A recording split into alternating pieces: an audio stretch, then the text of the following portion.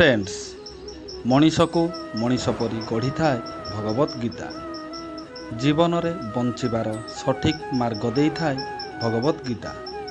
से ही ज्ञान द्वारा हजार हजार वर्ष पूर्वे भगवान श्रीकृष्ण अर्जुन माध्यम रे सारा संसार को देइथिले।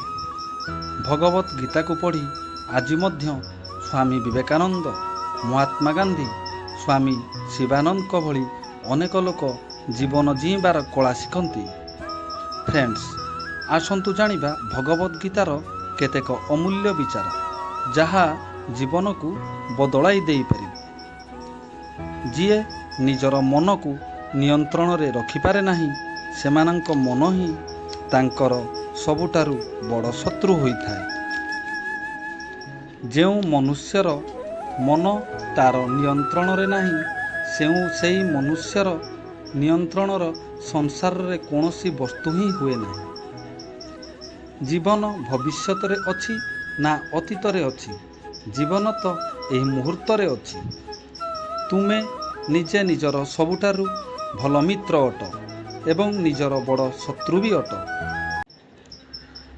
जेपरि पृथ्वी रे सर्वदा जलवायु रे परिवर्तन आसुथाए एवं जाउथाए, ठीक सेहीपरि जीवन रे सुख और दुख आसीबा जिबा चली थाए। यह महत्वपूर्ण नुहे कि किए आमर आगरे और किए आमर पछरे, परंतु यह देखिबा जरूरी अटे कि किए किए आम साथी रे अछंती एवं आमे कहा साथी रे अछु।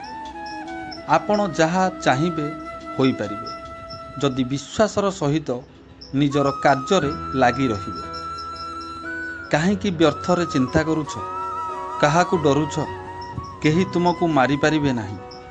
आत्मार केबे मृत्यु नाही कि जन्म हुए नाही। आत्मा अमर अटे। जहा हेला भल हेला, जहा हेउची भल हेउची एवं जहा हेबो ताहा मध्य भल हेबो। प्रेम संसारर सबुठारु पवित्र बंधन अटे। प्रेम बिना संसार को चलाइबा असंभव अटे।